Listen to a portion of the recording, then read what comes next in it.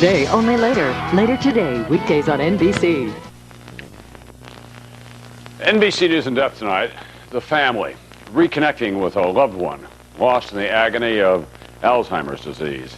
Now an experimental approach to restoring, even for a short time, a mind ravaged by the most common form of dementia. Right now, approximately 4 million Americans suffer from Alzheimer's. By the middle of next century, that number could rise to 14 million. But now there's a new way to reconnect Alzheimer's sufferers and their families. It offers hope and also peace of mind. NBC's chief science correspondent Robert Bazell tonight reporting in depth. For 6 years, Sam Love watched helplessly as Alzheimer's disease stole his mother, Bessie. She hasn't been able to use a fork, hasn't known who she is, hasn't recognized her son. It's just been a very slow, agonizing process. The most painful times, visits to her in the Washington nursing home.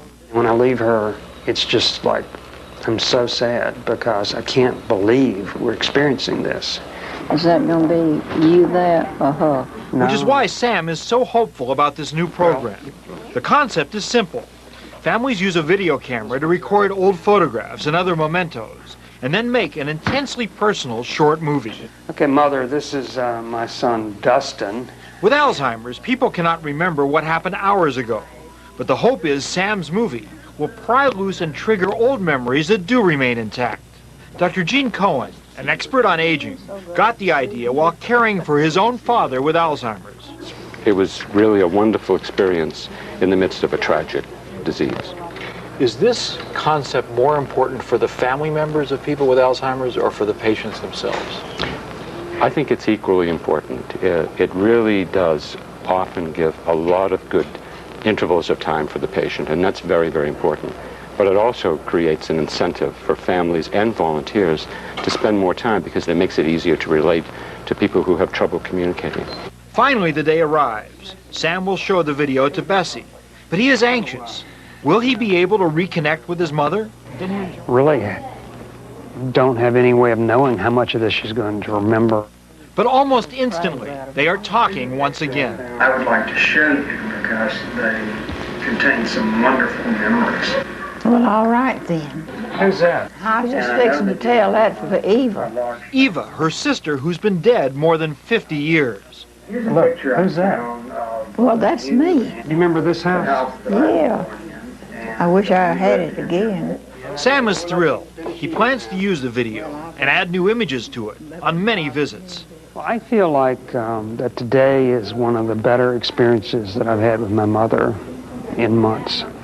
So far, this is a pilot project. Dr. Cohen has helped about 20 families make the personalized videos. But in each case, the results have been spectacularly successful.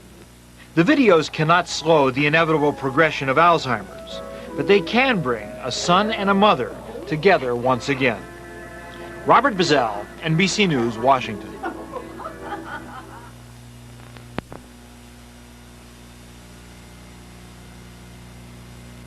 On the CBS Health Watch tonight, a dire prediction about Alzheimer's disease. At a conference in Washington today, researchers predicted 22 million people may have the disease by 2025.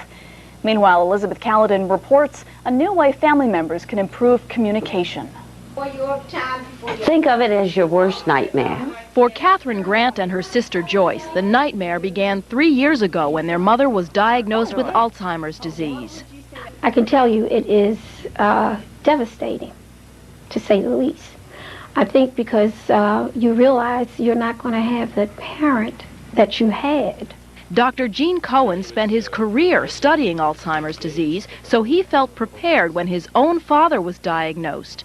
But as the disease progressed, visits became frustrating and painful for both of them. Hoping to find something to talk about, Dr. Cohen brought a box of old photographs on a visit. We had a whole series of pictures that related to his Navy life, and he just always enjoyed looking at them. Dr. Cohen turned what he learned from his experiences with his father into the first board game designed for Alzheimer's patients and their families. For families, very often, if they have a good visit, that's what they tend to remember. The game uses familiar images and verbal cues to stimulate the patient and keep the conversation moving.